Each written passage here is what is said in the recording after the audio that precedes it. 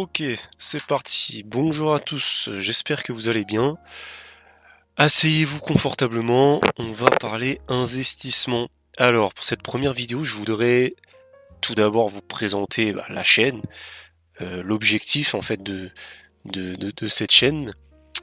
Ensuite, ce qu'on fera, c'est qu'on présentera évidemment mon portefeuille, hein, vu que bon, voilà, spoiler, c'est une chaîne d'investissement.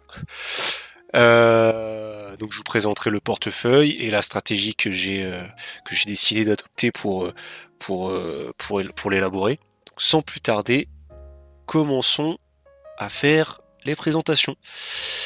Pour commencer, parlons de cette chaîne, de l'objectif de cette chaîne. Donc pour me présenter, je suis un jeune investisseur, hein. J'ai commencé l'investissement en bourse il y a un an, donc en juin 2022.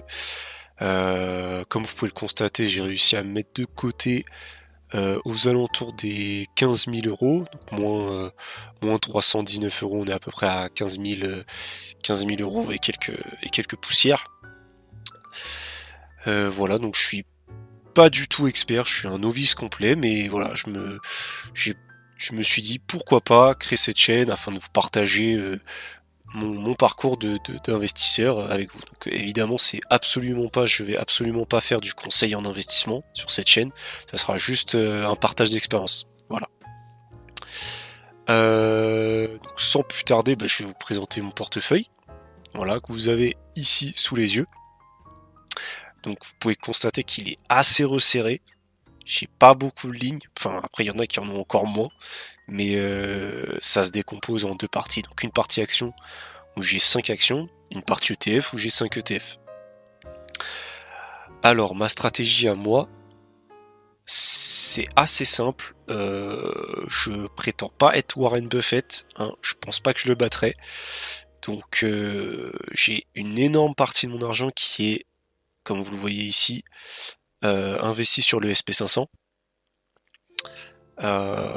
Et puis après, une autre partie aussi conséquente de mon argent qui est investi sur d'autres ETF qui sont plus là pour m'apporter un peu de rendement, un peu de dividende. Même si c'est pas forcément ça que je cherche, c'est plutôt une performance du capital en fait investi que j'aimerais le plus avoir. Mais on va pas se mentir, quand tu reçois des dividendes tous les mois, ça fait plaisir quand même.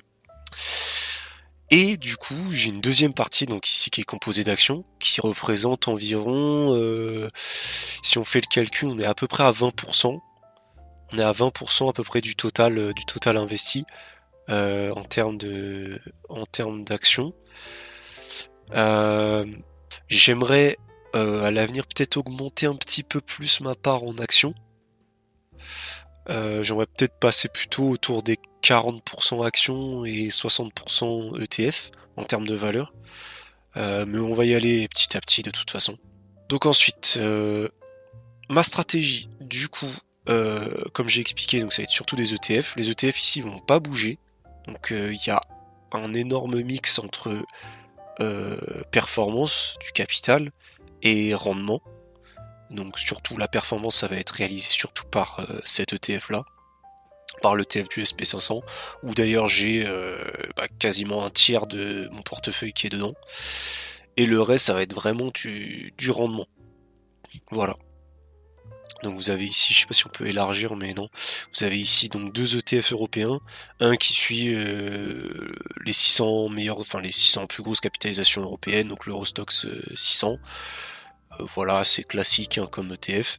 Ici vous avez l'Eurostock Select Dividend 30, donc les 30 entreprises qui versent les plus hauts dividendes en Europe. Donc il y a un très bon ETF qui a pas trop de frais, qui verse un bon dividende mine de rien. Plutôt un bon dividende sur la fin de l'année.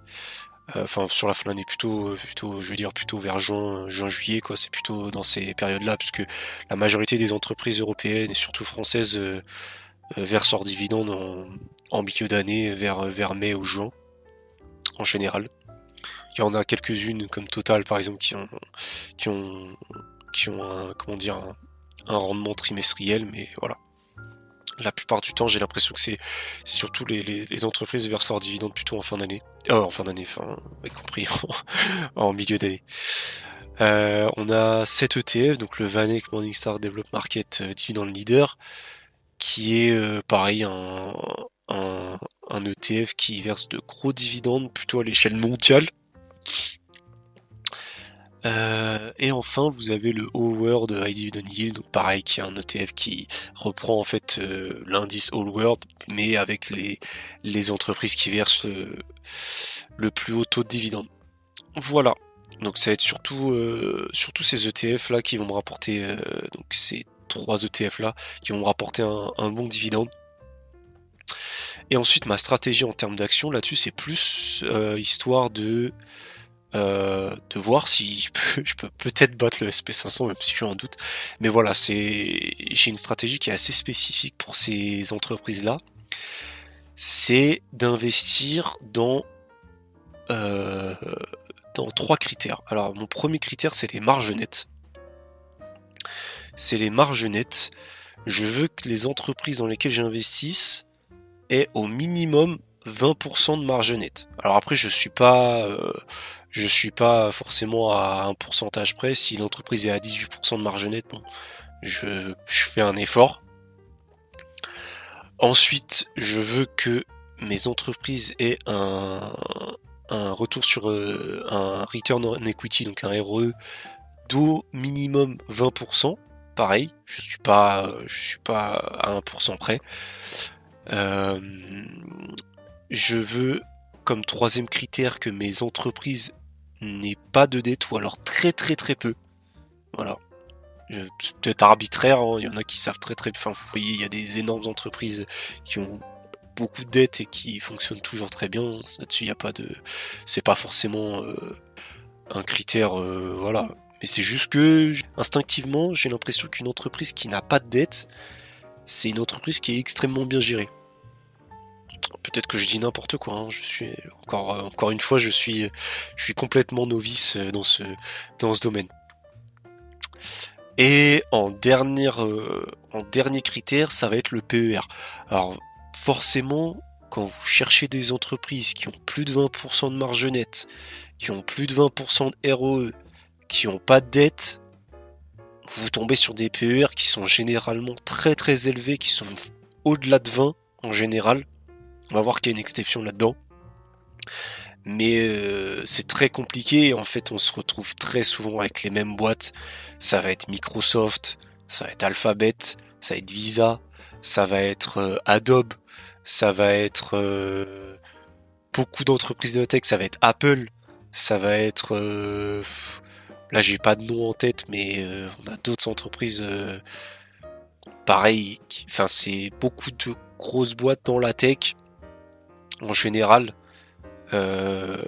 Qui sont extrêmement bien gérés et qui ont forcément un PER qui est assez haut. Ça va être compliqué de repérer des entreprises qui ont un PER assez bas quand vous avez ce genre de critères. Mais à la limite, je m'en fiche, je préfère investir dans de la qualité. Même si demain ça augmente, Microsoft, bah je vais continuer à racheter parce qu'elle respecte les critères que j'ai expliqué juste avant. Alors, je me limite quand même à un PER au-delà de 30, on va dire que vraiment, je me dis bon, j'investis pas au-delà de 30, à part pour Microsoft. Mais sinon, ouais, au-delà de 30, je n'achète pas. Voilà. Donc les 5 actions, vous avez Alphabet, forcément Google, qui a, si on regarde les ratios, un PE de 26, qui a des marges nettes de 20%. Voilà. Et un ROE, pareil, d'environ de plus de 20%. Voilà. Dans une bourse, c'est un petit peu mieux pour checker, je trouve, les ratios. C'est un peu plus clair.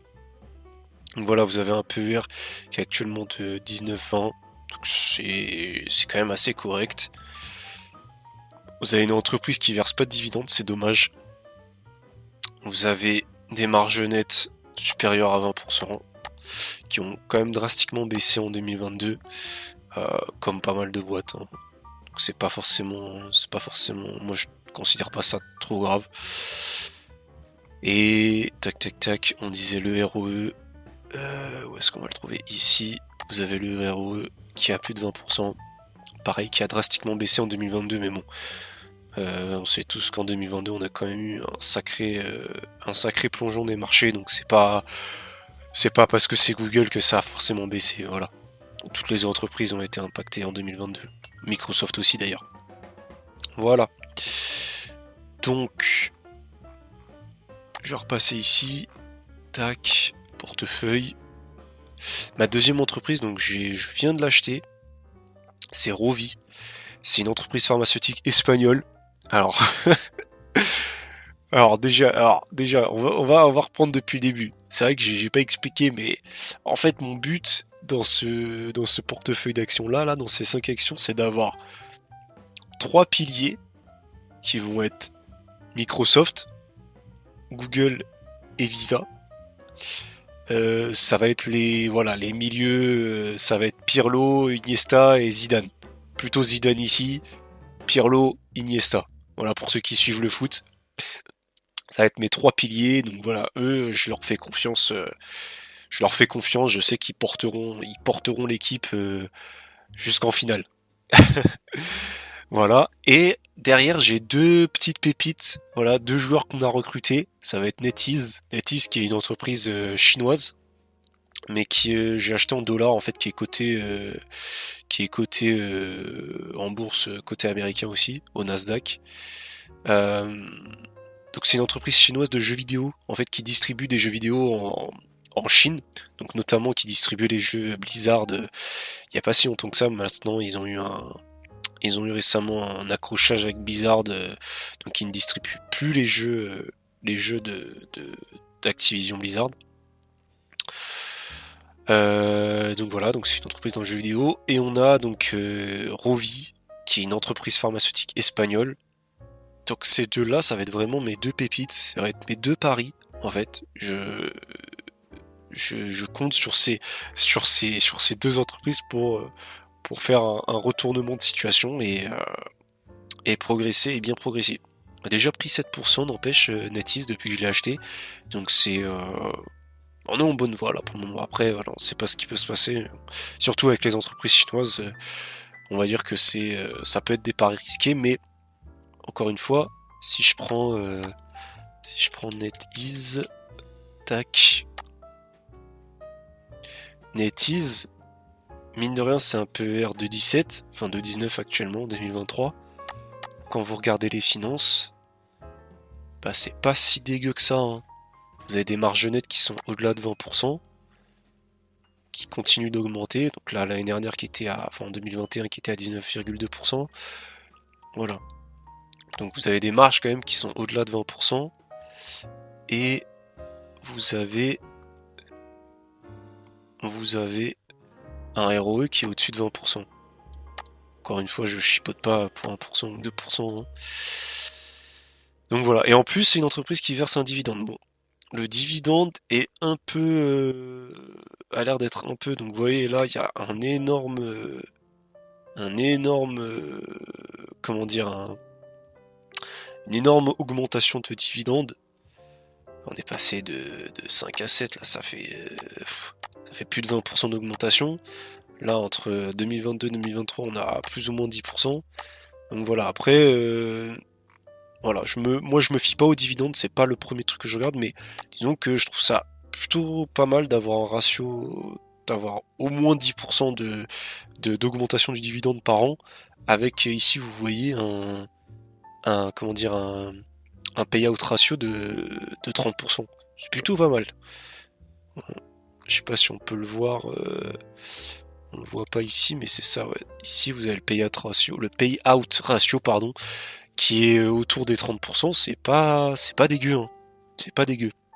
C'est quand même aussi une grosse capitalisation. Donc le seul truc qui me fait peur sur cette entreprise, c'est qu'elle est chinoise. C'est peut-être une peur injustifiée, mais bon, vous savez très bien ce que c'est avec les entreprises chinoises. Ça peut se faire,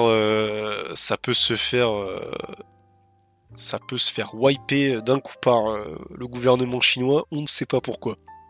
Donc je me méfie, mais bon, s'il y a de l'argent à se faire, écoutez, pourquoi pas, hein. Je vais vous présenter ensuite Rovi. Pareil, Rovi.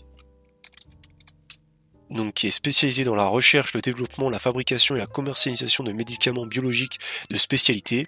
Le CA par famille de produits se répartit comme suit: produits pharmaceutiques de prescription, destinés à la prévention et au traitement de la maladie thromboembolique veineuse, de l'ostéoporose post-ménopause, des douleurs... Hop... Tac... Ouais, j'ai pas payé. Des douleurs musculaires, des infections dentaires et buccales, des angines, de l'arthrose, etc. Ils ont l'air d'avoir la majorité de leurs ventes en Espagne, en Europe et un petit peu à l'international, je pense. Ah, aussi Organization for Economic Cooperation and Development. Je ne sais pas ce que c'est. Ok. Finance. Pareil. Alors pour le coup, c'est une petite capitalisation, comme vous pouvez le voir. On est à 2 milliards de capitalisation en 2020, 4 milliards 138 en 2021. Donc ça, c'est le boom des entreprises pharmaceutiques, à mon avis. Après le Covid, ça a dû bien augmenter pour eux aussi. Là, ils ont comme une assez grosse chute en 2022, 2023 aussi. Ouais. Quand on regarde les marges, on est sur des marges nettes en 2021 de 23%, 2022 24,4%, donc on est plutôt pas mal.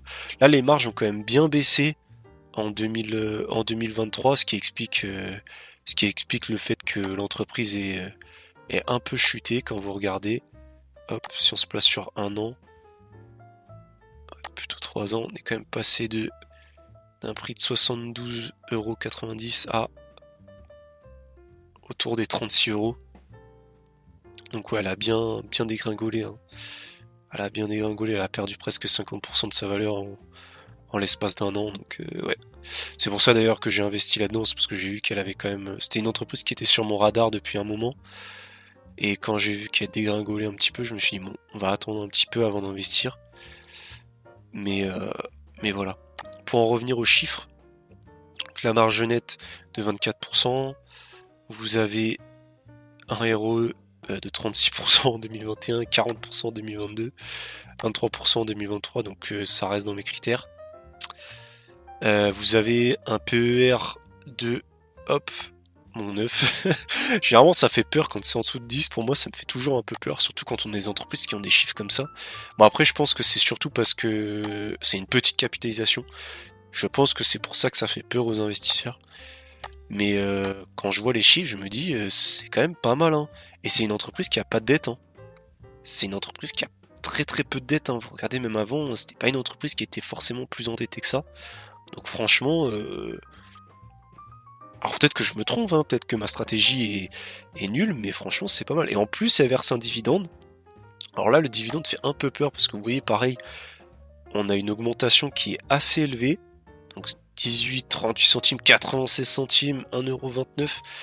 Là on a eu une baisse en 2023 forcément avec le chiffre d'affaires et les marges qui ont baissé, bah forcément le dividende va pas augmenter. Enfin forcément il y a des entreprises qui arrivent à l'augmenter hein, comme Microsoft.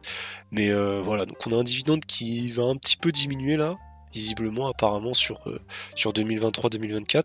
Mais on a quand même un payout ratio pareil qui est assez faible, hein, qui était 34% en 2022. 42%, donc moi ça me paraît pas si abusé que ça quoi. Donc franchement je trouve que les chiffres sont plutôt bons, les calculs sont plutôt bons sur cette entreprise.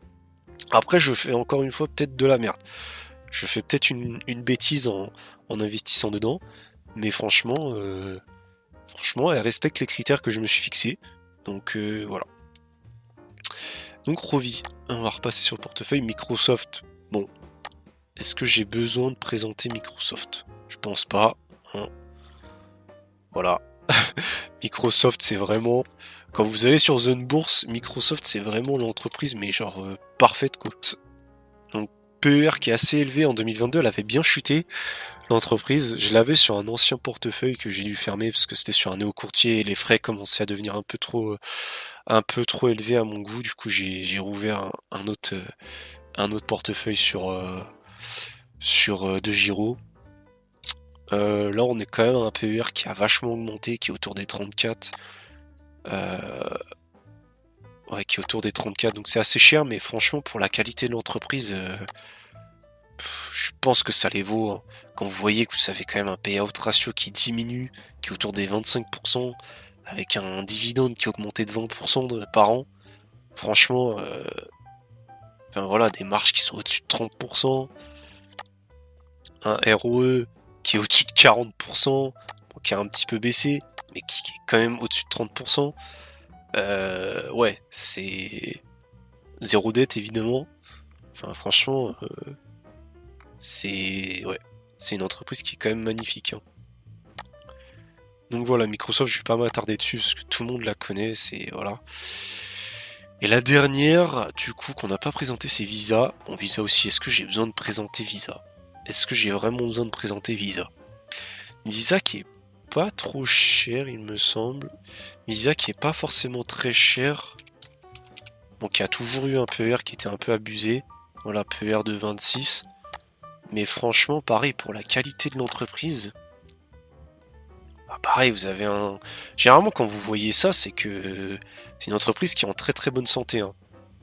Enfin, pour moi en tout cas, quand tu es capable de diminuer ton payout ratio tout en augmentant ton dividende, pareil de plus ou moins 20%, enfin de plus de 10% par an, franchement, c'est que l'entreprise, elle est quand même bien gérée, hein.